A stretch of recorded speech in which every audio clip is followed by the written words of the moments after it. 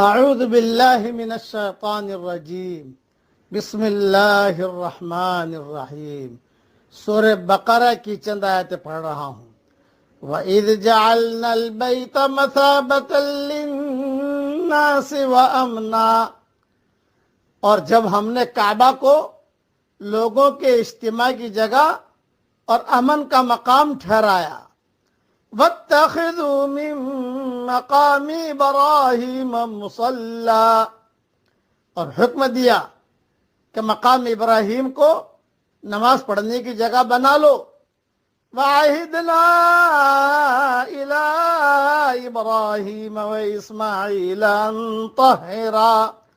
أَن طَهِّرَا بَيْتِيَ لِلطَّائِفِينَ وَالْعَاكِفِينَ وَالرُّكَّعِ السُّجُودِ، اور ابراہیم اور اسماعیل کو تاکید کی